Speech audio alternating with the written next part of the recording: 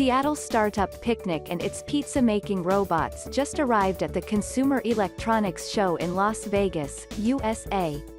The big consumer tech show attracts nearly 200,000 people worldwide.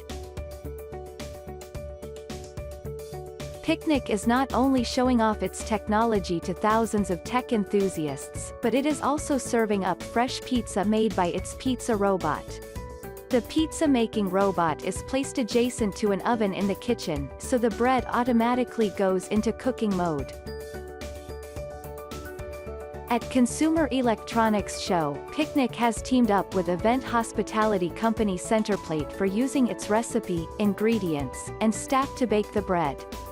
Picnic's pizza robot has been garnering worldwide attention and could be used for other recipes that require staff and customization.